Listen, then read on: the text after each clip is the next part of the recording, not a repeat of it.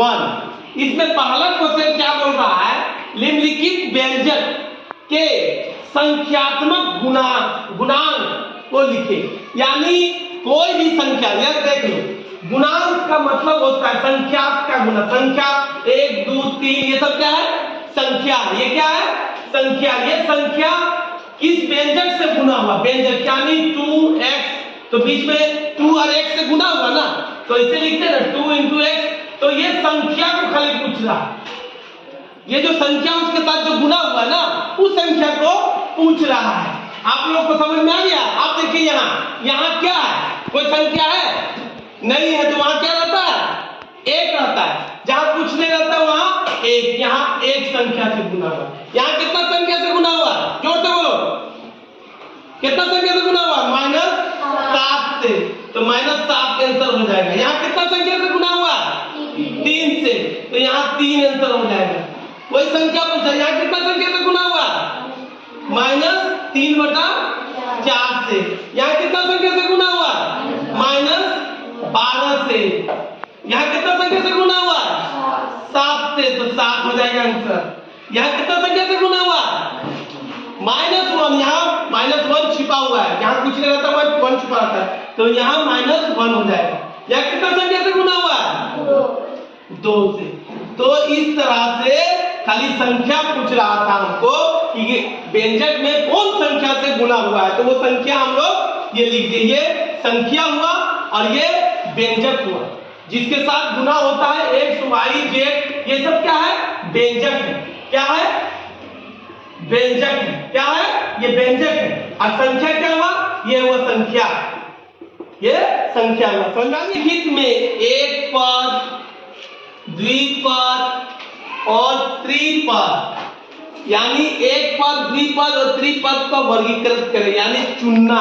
एक पद क्या बोलते हैं, यानी x, ये हुआ एक पद। अब यहां जैसे ही x + y, प्लस बीच में या माइनस आ गया, ये क्या हो गया, द्विपद। और जैसे x + y + z या 1 आ गया, तो ये क्या हो गया, त्रिपद। समझ में आ गया, ये त्रिपद हो गया इस तरह से। तो यहाँ कौन पद है, आप लोग बताएं, क्या पद है, जोर से बोलो, द्विपद। Very good. ये क्या पद है बताओ, एक पद। कितना पद है, एक पद। यहाँ एक माइनस प्लस बीच में नहीं ना है, गुना में है ना, तो ये एक पद हो गया। क्या पद हुआ, एक पद। दूसरा तीसरा वाला क्या पद है बताओ, त्रिपद। वेरी गुड, समझ में आ रहा है तुम लोग को अब, त्रिपद। ये वाला कितना पद है, जोर से बोलो, 2 पद। माइनस आ गया बीच में ना, तो द्विपद। क्या हो गया, द्विपद। ये वाला कितना पद है, हाँ, एक पद, एक पद।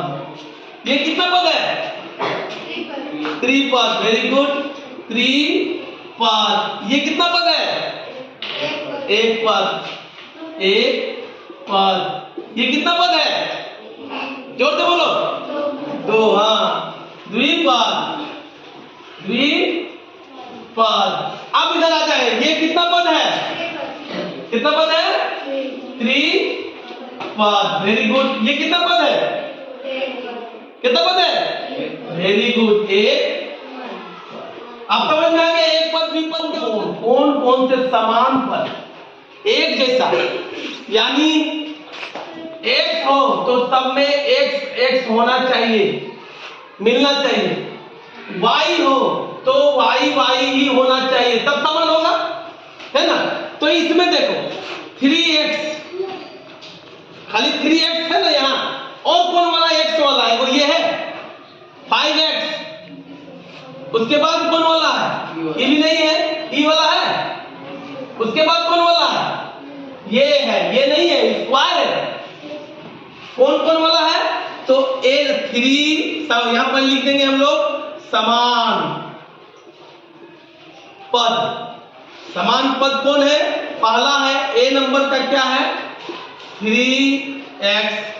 B नंबर में क्या है, B नहीं, कौन नंबर आया आपके पास, C नंबर में क्या है, -5x।